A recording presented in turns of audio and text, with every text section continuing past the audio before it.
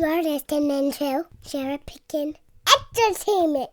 Throw me the ball and watch what I do with it. You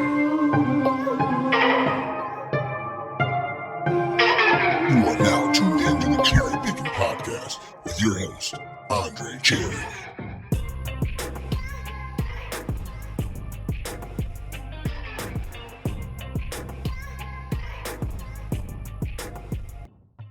Hey everyone, thank you for downloading another episode of the CherryPickin podcast. I'm your host Andre Cherry, and on this very special episode, we are going to dive into some Week 1 games that I'm really excited for. So these are some of the top games in Week 1 action. We've got Clemson versus Georgia Tech.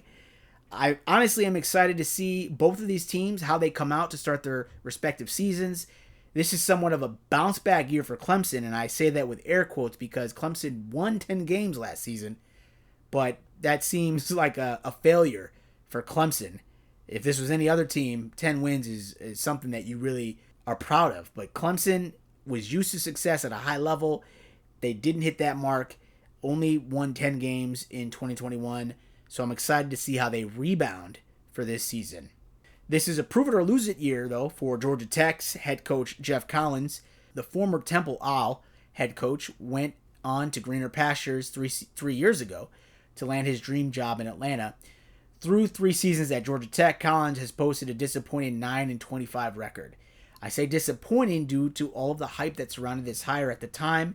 I mean, honestly, this was a big hire when it happened, and the fact that he hasn't really lived up to his social media presence, because if you remember around that same time, he was at like a Waffle House, he was tweeting at recruits and stuff, so he had a good time in the beginning. It was great at the beginning of his career there, but it has not been all sunshine and rainbows for Georgia Tech. Collins, he's had some talent come through the doors, but the problem is this season, his roster is very inexperienced due to kids graduating or hitting the transfer portal. His schedule this season is pretty rough, so I don't think Georgia Tech will have a shot at making a bowl game this season. So I'm interested to see how these teams play, how they come out. Georgia Tech, see what they got. Then we got Illinois State versus Wisconsin. Roll damn Redbirds. Then we got number 5 Notre Dame versus number 2 Ohio State. This is a big time matchup. This is going to be a fun watch. You got a top 5 teams going against each other right now. We don't really know what Notre Dame is going to do. Like, we know some of the players. We know Marcus Freeman is a new head coach, but this is a new look and feel to Notre Dame. I'm excited to see what it's going to look like when it's time to kick off. Ohio State, on the other hand, they return some firepower, certainly. It should be a new look defense for Ohio State. Let's see if that results in a better domination, if that's even a thing.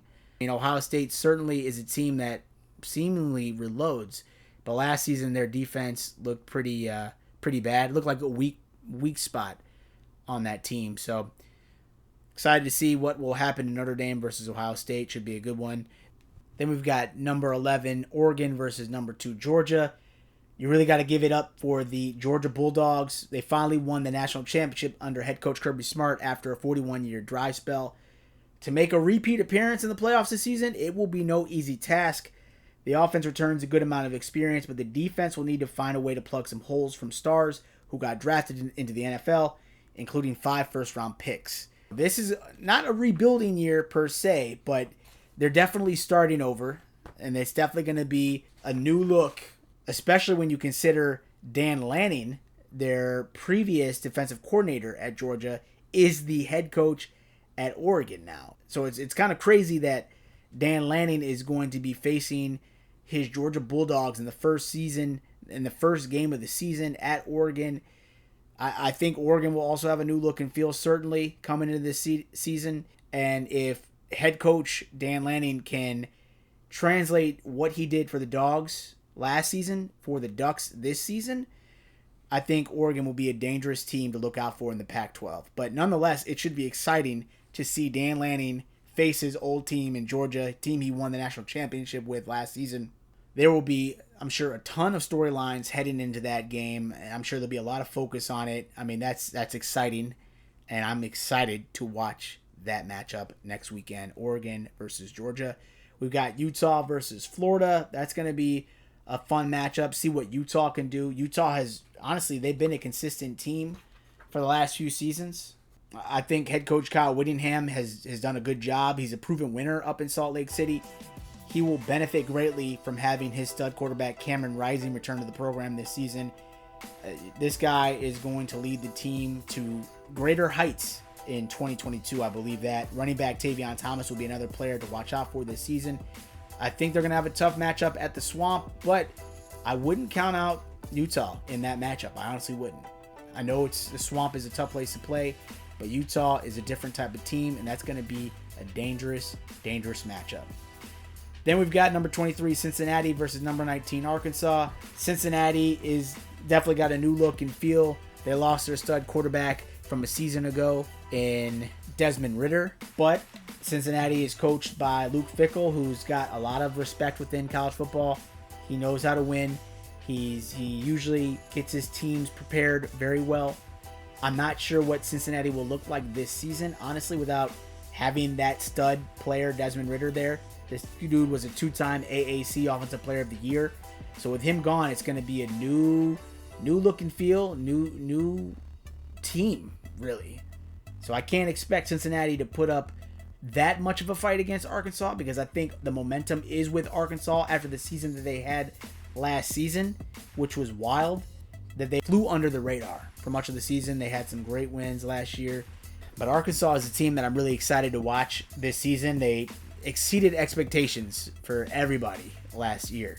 If they can do it again in that division of the SEC, they will be a team that's going to be dangerous. I'm telling you, if they can just keep it going and build on that momentum from a season ago, I think Arkansas is going to be a very dangerous team out of the SEC West this season.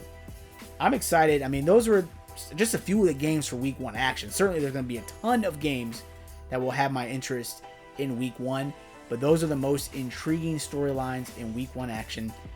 I'm excited for college football. It kicks off a few days away from now.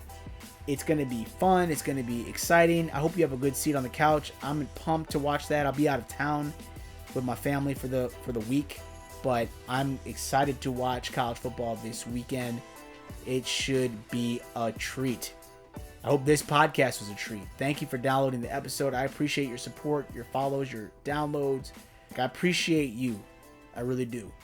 Thank you so much for listening, everybody. Hope you have a good one. Enjoy Week 0 college football, and I'll talk to you soon. Peace. Let's go to Hawaii to start the season. Let's have a good time. Let's all feel good. Good vibes, babe. Thank you again for tuning into my Cherry Pickin' podcast. If you enjoyed this episode, please feel free to subscribe to my show and drop me a rating on Apple Podcasts. All of my digital content can be found at the website CherryPickinSports.com. And if you are looking to interact with me via social media, my Twitter handle is @Cherry_Pickin. That's PICKIN.